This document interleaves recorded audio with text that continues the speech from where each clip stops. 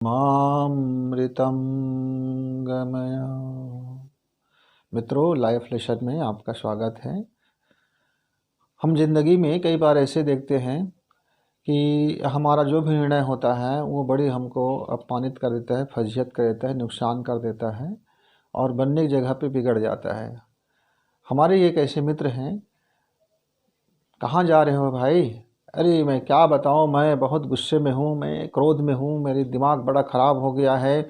मैं क्या बताऊँ, मेरा इतना नुकसान हो गया, मेरा वो हो गया, घर के लोग परेशान हैं, घर के लोग में झगड़ा हो गया और बेटे से झगड़ा है, बहू से झगड़ा है, नाती से झगड़ा है, पोता से झगड़ा है, बेटी से झगड़ा है, पत्नी से झगड़ा है, पड़ोसी से झगड़ा है, झगड़ा ही झगड़ा। मैं क्या बताऊँ भाई, कोई उपाय आप मुझे बताते नहीं हैं।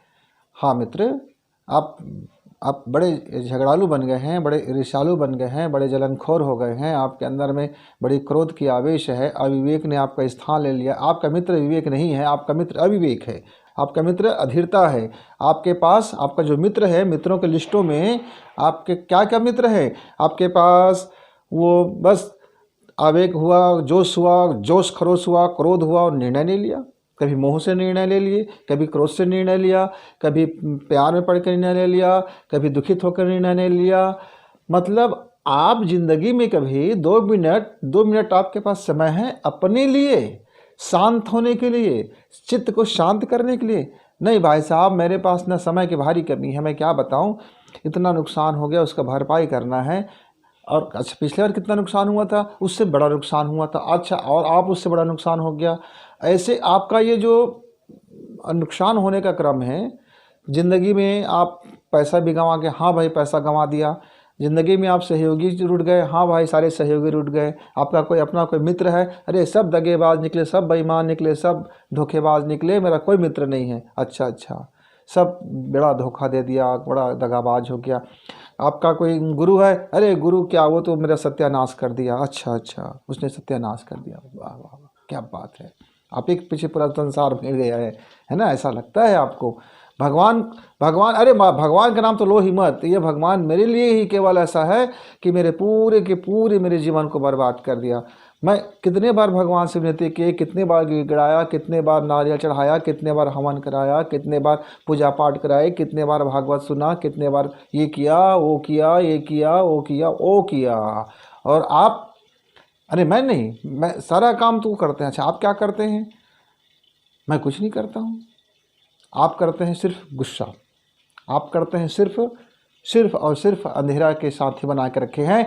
जब तक आपका यह तमस आपके साथ रहेगा, जब तक आपके पास ये अधीरता रहेगी, जब तक आपके पास अविवेक रहेगा, जब तक आपके पास ये धीरज का गुण नहीं होगा, आपका कोई भी निर्णय सफल होने वाला नहीं है। आप आज बांध लो गांठ, या कल बांध लो, या बर्बाद होने के बाद समझ में आएगा, या अभी समझ में आएगा।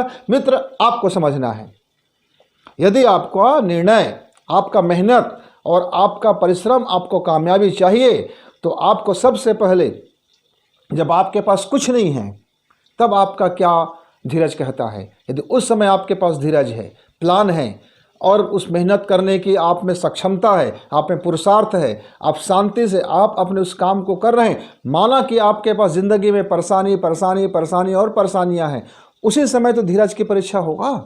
आपके पास पैसे थे तो आपका क्या आचरण था? वह कौन सा ऐसा गुण और अवगुण नहीं थे जो आपको बर्बाद नहीं कर रहे थे, लेकिन आपको मज़ा आ रहा था, इंजॉयमेंट बता रहे थे। बोलते तो मेरे पास कोई कमी नहीं है, हम जो चाहे कर सकते हैं, हम पैसा में क्या नहीं खरीद सकते, हम ऐसा है वैसे हैं, अमके हैं ढमके हैं, इतराते फिरते थे ना, मटरगस्तियाँ करते फिरते थे ना। उस समय ध्यान नहीं आया। जब आपके पास पूंजी हो तब आपके आचरण कैसा है, ये आपकी सफलता का मानदंड होता है। जब आपके पास सब कुछ है कहने के लिए, तब आप टाइम का मैनेजमेंट कैसे करते हो? क्या आप उस समय अपने लिए समय निकाल कर रखते हो? तो उस समय तो आप मोह में मोहासक्त होकर के आप अंधत्व को सहारा बना करके, आप अंधे मित्र बना करके, आप जितनी प्रकार की ये सब कुरीतियाँ हैं उसको अपना करके ठहाका लगाते थे। अब लगाओ ना ठहाका, अब रोते फिरते हो, गाली देते फिरते हो। इससे कुछ नहीं होगा। बदलना तुमको है, सुधरना तुमको है। मित्र, यदि आप कामयाबी चाहते हो, आपका निर्णय सही हो ये चाहते हो, तो आपको निर्णय करने आना चाहिए। आपको विवेक का सहारा लेनी चाहिए, आपको शांत होना चाहिए। आपने ज़िंदगी में जितने भी गड्ढे कर चुके हैं उसे एक बार देखिए, कैसे हुआ, कब हुआ, किस तरह से हुआ। एक आकलन कीजिए, एक मूल्यांकन कीजिए, और ये होगा जब आपका यह मुंह का जब बोलती बंद होगा और अंदर मौन होगा। अंदर जब मौन मुखर होगा तब आपका सारा निर्णय अच्छा होता हुआ यानी सही होता हुआ चला जाएगा। देखिए, परिश्रम तो वह भी करते हैं जो डाकू है, चोर है, लुटेरे हैं, गलत काम करने वाले हैं, वह भी कठिन परिश्रम करते हैं, पर उसके परिश्रम दो कौड़ी का, बेकार का, लानत की परिश्रम। लेकिन एक परिश्रमी वह भी होता है जो किसान होता है, रात दिन खेती काम अपना करता है, जब वक्त मिलता है तब उसका अन्न उपजता है, अन्न से हम लोग पेट भरते हैं, उनके परिश्रम एक सार्थक कहलाता है। ठीक है, परिश्रम की दिशा आप तय कीजिए, सकारात्मक नकारात्मक दो पहलू है।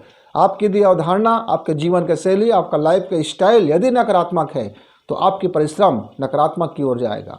यदि आपका विवेक का सहारा नहीं ले रहे हो, आप एन कैन प्रकारेण शॉर्टकट तरीका, कोई भी कट तरीका से आप यदि धन इकट्ठा करना चाहते हो तो उसकी गति और परिणति भी वैसी होगा। उसके लिए तैयार रहिए, उसके लिए तैयार रहिए। ऐसा नहीं होगा कि आप एन कैन प्रकारेण अटरम शटरम गटरम करके आपने धन इकट्ठा किया और आपके जीवन में उसका हिसाब नहीं होगा। होगा, पक्का हिसाब होगा। कर्म का फल मिलेगा और मिलता ही रहता है, तब मतलब होता है। तो एक बात तो आप समझ ही लीजिए कि क्रोध में, आवेश में, गुस्सा में, दुख में, मोह में, आप लाचारी में, बेबसी में ऐसा कोई भी निर्णय लोगे वो आपका निर्णय सही होने में प्रश्नवाचक चिन्ह है। और यदि इन सब के समय में थोड़ी सी शांत हो जाइए, थोड़ी सी समग्रता के लिए आइए, थोड़ी शांत होकर के बैठिए, थोड़े विचार कीजिए, थोड़े अंदर की तरफ झांकिए, अपने मौन के साथ बात कीजिए, अपने भीतर में अपने पुरुषार्थ को देखिए, अपने औकात को देखिए, अपने कारोबार को देखिए, और फिर समग्र चिंतन करके एक चिंतन करके आप अपने मन को में एक डायग्राम बनाइए। एक डायग्राम बना करके अपने अवचेतन प्रार्थना कीजिए, अपने तसल्ली प्रार्थना कीजिए। आप मत जाइए, किसी आपको द्वार भटकने की ज़रूरत नहीं है। आप भगवान से स्वयं बात कीजिए। भगवान कौन है? आपके अंदर में बैठा हुआ है। आपको कहीं दीवार खोजने की जरूरत नहीं है। वो आपके अंदर में छुपा बैठा है, आपके रग रग में है, आपके पोर पोर में है, आपके एक एक डीएनए में बैठा हुआ है, एक एक कोशिका में बैठा हुआ है, आपके नाखून से लेकर के बाल तक भगवान बैठा हुआ है। आप उस भगवान से ज़रा मुलाकात कीजिए, उस भगवान से ज़रा टाइम ले लीजिए, अपना टाइम उस पर थोड़ा सा इन्वेस्ट कीजिए। आप अपने भगवान के साथ थोड़ा बैठना शुरू कीजिए, आप अपने भगवान के साथ थोड़ा बात करना शुरू कीजिए। आप अपने भगवान का भी ख्याल रखें। इसको बोलते हैं उपासना, इसी को बोलते हैं उपासना। उसके साथ बैठना, आपको बैठने के लिए और कुछ नहीं चाहिए। आपको अपने ही अंदर में, आपके अंदर में जो मुखर है, जो आपके अंदर में मौन है, वह मौन वाणी को सुनता है, वह बड़बोला वाणी को नहीं सुनता, वह क्रोधी वाणी को नहीं सुनता। सुनता तो है लेकिन उसका हिसाब उसका ऑटो से डाल देता है, जैसा करनी वैसा भरनी। अब जैसा करते जाओगे आपको मिलता जाएगा। ये कुआं है, जहां आप चिल्लाओगे तो लौट के आपकी आवाज़ आएगा। तो मित्र समझिए, आप उपासना में ध्यान दीजिए, उप आसन में ध्यान दीजिए, अपने भीतर बैठने की कोशिश कीजिए, अपने साथ बैठने की कोशिश कीजिए, अपने को समय दीजिए, अपने साथ शांत मन से समय दीजिए।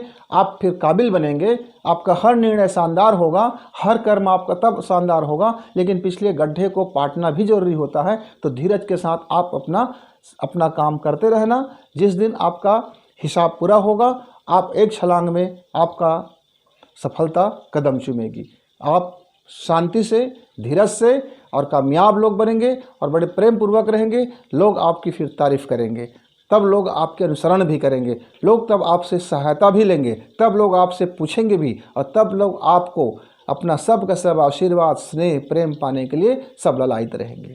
सब लोग आपके पास बैठेंगे, आपका वाइब्रेशन अच्छा हो जाएगा, आपका चुंबकीय शक्ति अच्छा हो जाएगा, आपका बायोलॉजिकल घड़ी अच्छा हो जाएगा। ये सब जैसे एक अच्छा होने से सारा चीज़ अच्छा होता हुआ चला जाता है। मित्र, तो उम्मीद है कि आप थोड़ा समझेंगे और खुद से समय देंगे, खुद को समय देंगे, खुद के लिए समय देंगे और खुद से बात करेंगे और खुद से जीवन को नए तरह से जीने की एक कोशिश करेंगे। डिप्रेशन में नहीं, तनाव में नहीं, क्रोध में नहीं, प्रेम पूर्वक मुस्कुराइए और मुस्कुराने से ही काम बनेंगे। मुस्कुराते रहिए।